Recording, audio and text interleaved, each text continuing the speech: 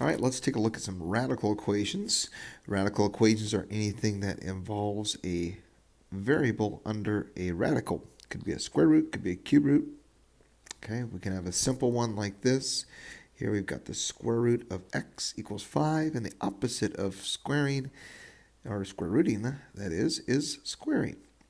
And so when we square things, these guys are opposites, so they cancel. And we're left with 25. Pretty simple one there, but we're going to look at some examples now that are a little more complex. So every time we have a equation with a radical, we want to isolate that radical first. We want to get that radical all by itself. So in this case, we've got the radical over here, square root of 6x plus 7, and the minus x. And so we got to get that minus x out of there because it's not under the square root. So let's go ahead and move it. Let's add to both sides. And we'll end up with the square root of 6x plus 7 equals 2 plus x. Now let's go ahead and write it as x plus 2. All right. Now we got this square root by itself. We have isolated. Isolate just means get it all by itself. So now we want to get rid of that. And the opposite of squaring, or square rooting, is squaring. See how many times I'll mix that up there, huh? So we're going to square both sides. The important thing here is to make sure we put some parentheses around here because we're squaring this whole thing, all right? On this side, these guys are going to cancel, and it just wipes it away. 6x plus 7 equals, and now we've got to square this here, okay? And be careful, don't just square the first thing and square the last thing. We've got to square this binomial. Now, you can do this two ways. You can go ahead and write it out and take some extra steps. You know, we can do x plus 2 times x plus 2. Okay, you can work that out. Okay, and well, that's going to give us x squared plus 2x plus 2x plus 4, okay? And so this comes out to be x squared plus 4x plus 2. Nope, plus 4. All right. Now, another good thing to get used to here would be to use the rule a plus b squared is a squared, and then plus a b squared, and in the middle we're going to have 2 times a times b. All that means is we're going to take the first thing and square it. That's our x squared. Take the second thing and square it, and then we'll multiply these two and double. 2ab is going to be 2 times x. Anyways, all right, so there you have it. Keep practicing that. And what we ended up with here is x squared plus 4x plus 4. Now we have a quadratic equation here. It's quadratic because we have x squared. So hopefully you have some experience with solving some kind of quadratic equations. With this type, we're going to want to set this equal to 0 because we have an x squared term and we have an x term. So the key is to set this equal to 0 and factor. So we're going to move this. And while we're at it, let's go ahead and move the 7. And we end up with 0 equals x squared minus 2x minus 3. All right. Now, this, again, is a quadratic equation. We've set it equal to 0. And we need to factor. When we factor, we're looking for two numbers that add to -2 and multiply to 3. And that works because we have a 1x squared here. Okay, so it's a quadratic trinomial, we call this. 3 terms. Quadratic because it's x squared. And so we need to factor that. And so can you think of two numbers that add to -2 and multiply to -3? Well, there's not a lot of numbers that multiply to 3. So 1 and 3 are, okay? But one of them's got to be positive, one of them's got to be negative. And we know these are going to start with an x, okay, these two binomials. And we could try this. We could say maybe it's going to be x plus 3 and minus, okay? But if we multiply this out, we'll get, when we're multiplying out, we'll get a 3 times x, that's 3x. And then a negative 1 times x, that would be like a negative 1x, okay? And if we were to multiply this all out, this would come out to be a 2x. We don't want a 2x. We need a negative 2x. So these are not quite right. So we need to change that. To change that, we're going to make that a positive, and we're going to make this guy over here a negative 3. And that'll do it. So now this thing multiplies to make that quadratic there. Okay, so what? So we have two things that multiplied to make 0. All right, and so if, let's play a little game here, all right? If I have two numbers, I'm thinking of two numbers, and when I multiply these two numbers, I'm going to tell you that they make 0. So if you know that I got two numbers that multiply to 0, then what do you know about one of those numbers? Well, hopefully you're thinking one of them has to be 0. Maybe this one's 0 and this is some other number. Doesn't matter. 5, 15, whatever, okay? But you know one of these has to be 0, okay? So that's good. One of them is 0 there, okay? So let's get rid of those guys there. So we know one of these guys is 0, either x plus 1 equals 0, or the x minus 3 is equal to 0. And what makes this true? Well, if you subtract 1, you get x equals negative 1. Or just think about if you plug negative 1 in there, you get the answer, x equals negative 1. All right?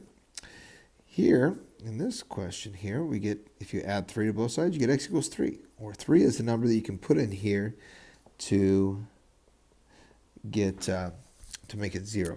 All right, so we got two answers, x equals negative 1 and x equals positive 3. Now, whenever we solve a radical equation, we need to always check here to see if these answers work. All right, so we need to plug in negative 1 and 3 into the original problem. So I'm going to come off to the side here. Let's go ahead and check over here. All right, so we're going to check this out.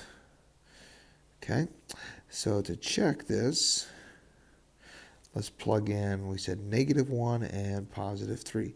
So if we plug in negative 1 is 6 times negative 1 plus 7 square rooted minus, put negative 1 in for that x, equal to 2.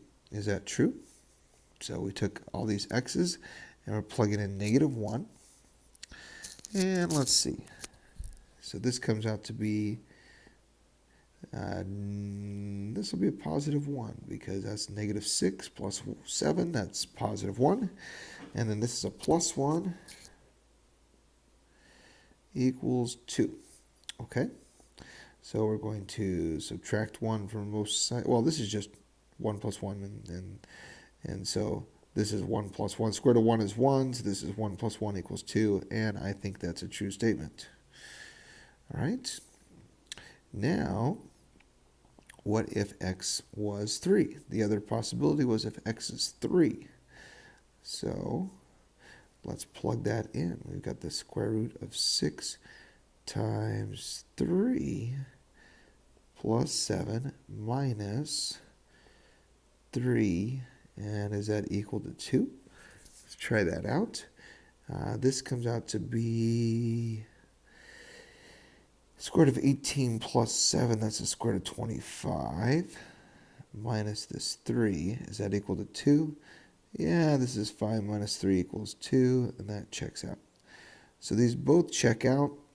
All right, so both answers work. two solutions. Okay. Now, if one of them didn't work, we'd have to throw it out. We'd only have one or maybe no solutions. So here we have two solutions, and there they are. So again, we want to isolate the variable. Then we want to square both sides and solve it. If that ends up with a quadratic, well, it might take a little bit of work. Okay? So a lot going on there. Get the radical by itself and then go from there.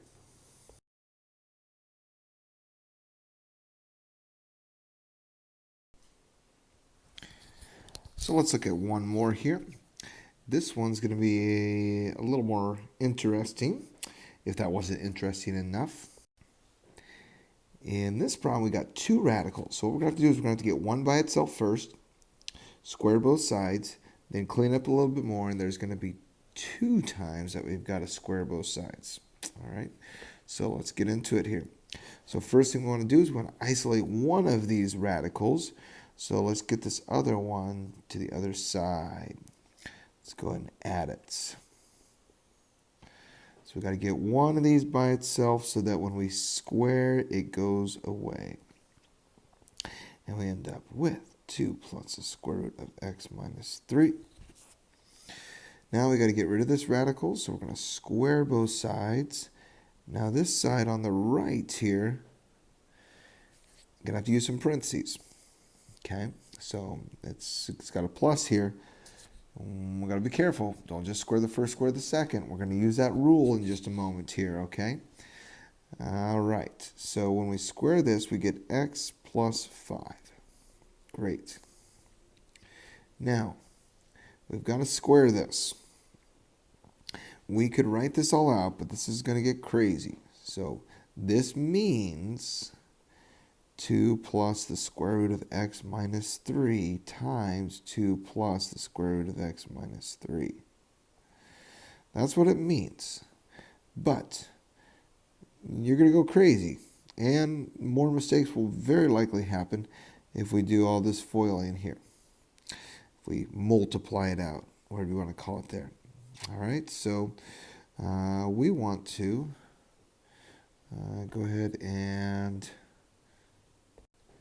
use this rule, this result, that a plus b squared is equal to a squared plus b squared plus 2ab. This is just 2 times these two things multiply. So we're going to use that there to simplify this expression over here. And it'll make things a lot more accurate and a little less complicated. So let's use that. So we're squaring this binomial 2 plus the square root of x minus 3. So this is our a, this is our b. So to do that, we're going to square the first. So this a squared means we're going to take this 2, we're going to square it. Well, that's 4. 2 squared is 4. Now I like to jump to the end and just take care of my squared things first. So we got a b squared on the end. Well, this is my b, the square root of x minus 3. And when I square this thing, because it's b squared is what it comes out to be, when I square this, we get x minus 3. The square root just comes off. Because when you square a square root, they're opposites. Now the middle term is 2 times the two things multiplied. So we have 2 times their product. Well, the product is square root of x minus 3 times 2. That's this 2 right here. So when I multiply these two, I get this.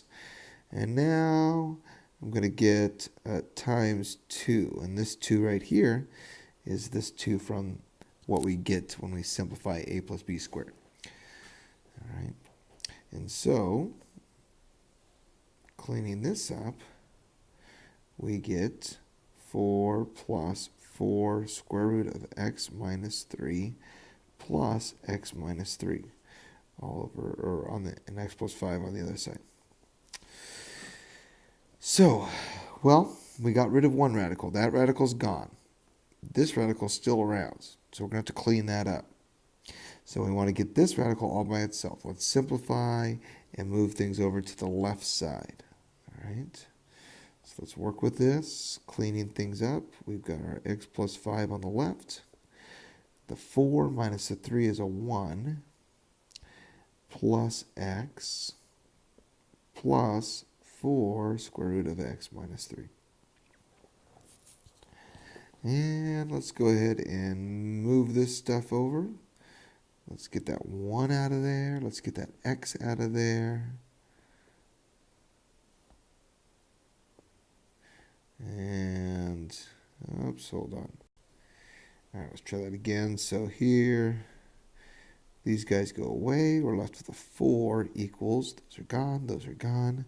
4 square root of x minus 3. Well, that was kind of nice that these x's go away. Kind of cleaned it up a little bit. And so I think we're about ready. Let's divide both sides by 4.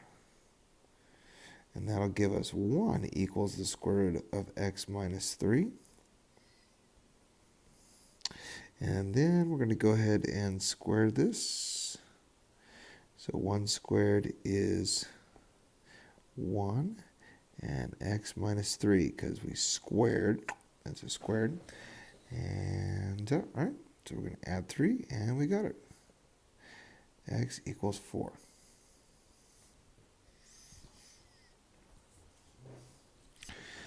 So we got x equals 4. We need to test it out. So let's substitute here.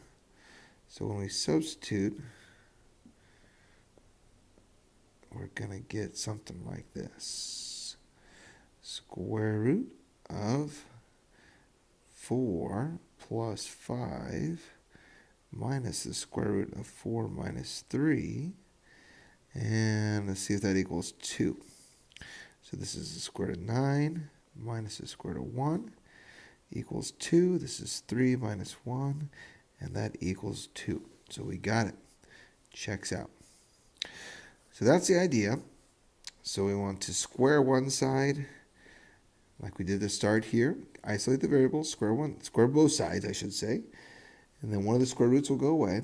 One square root will stick around. Then we can clean it up, and we'll be able to solve that equation. Okay? All right. So that about does it there. So now we can solve equations with radicals on one side and radicals on both sides. Or radicals, two radicals that is, that end up on both sides. All right, keep at it. Good luck.